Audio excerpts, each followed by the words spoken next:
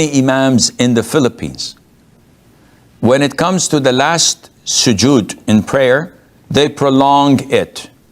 So would that be recommended, number one? Or is this an innovation? As for the recommendation, it's not recommended. What do we mean by it's not recommended? I did not say it's prohibited. I said it's not recommended, meaning that there isn't in the Sunnah anything backing up the fact that the last sajda is better than any other sajda. It's the same thing. So the recommended thing is to have all sujood equivalent in length throughout the salat. This is the recommended sunnah of the Prophet ﷺ. Secondly, is it an innovation? I asked this question to Sheikh bin Baz 30 plus years ago, myself on the phone, and he said to me, no, it's not an innovation, but it is not recommended. And I kept insisting, but Sheikh, nobody is doing this except in the last sajda and prolonging it to show the people that he's making dua. So can we say that this is showing off? He said, no, we're not allowed to open people's hearts and claim that this is what they intended.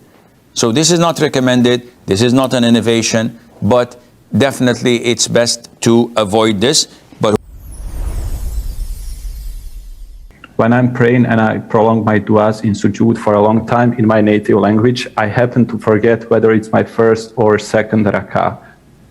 But I can clearly remember, I forget whether it's my first or second sujood, sorry. But I can clearly remember whether it's my first or second rak'ah or third or fourth. So what should I do in this situation when I forget whether it's my first or second sujood? Jazakallahu khairan. Well, jazak.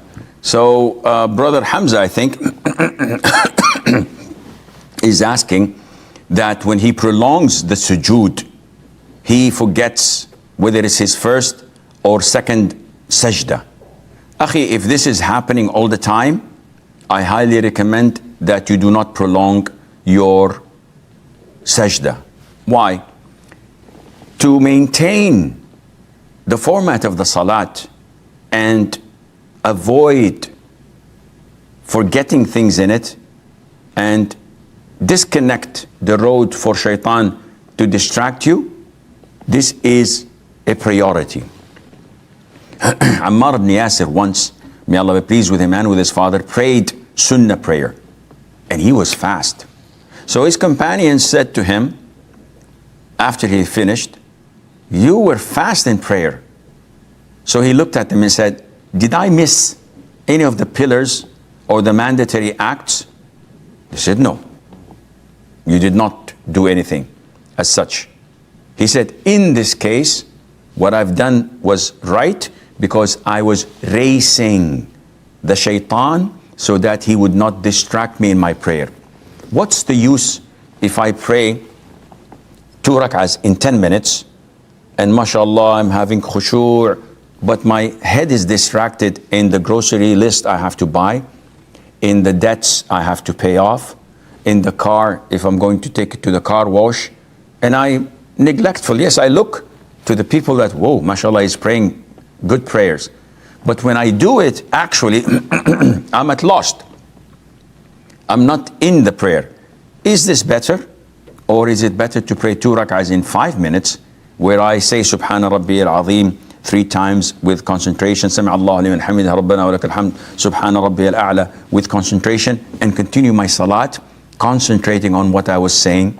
Of course, the latter is better. So my question is, during prayer, I sometimes or most often cry while in qiyam, and this happens for different reasons. For example, feeling hurt by someone, remembering my sins, then feeling remorseful or deeply longing for something. And I also close my eyes during sujood while making supplications. Assalamu alaikum. So are these practices permissible and aligned with Sharia or not? First of all, Noura, to cry during salat due to worldly reasons is not something that is recommended or promoted.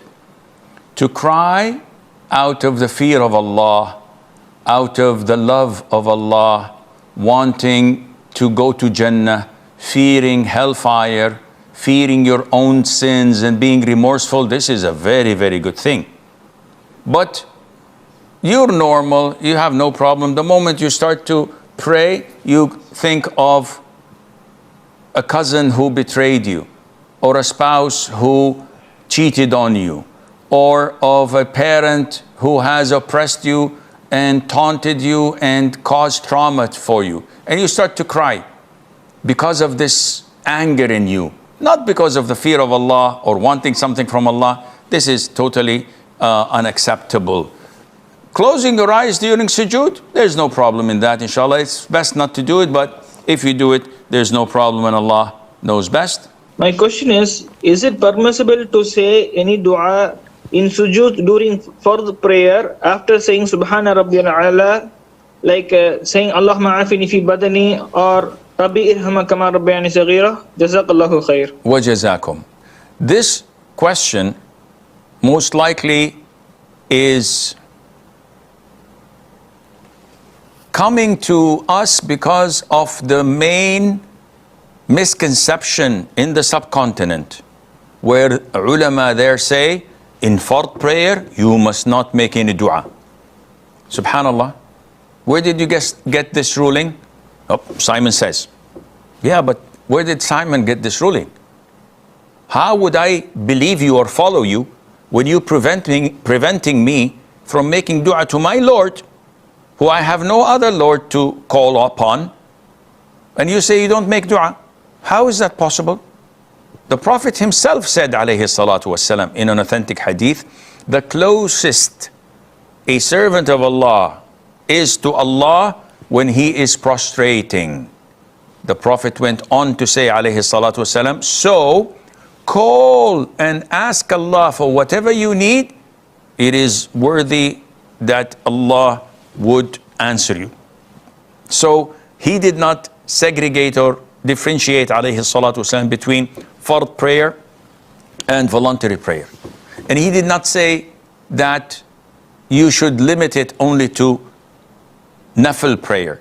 Therefore, yes, you can do as much dua as you wish, whether it's from this world or for the hereafter, whether you want Allah to pay off your debts or to facilitate the marriage of your children, or that Allah forgives you and grants you the highest level of paradise, it's all the same.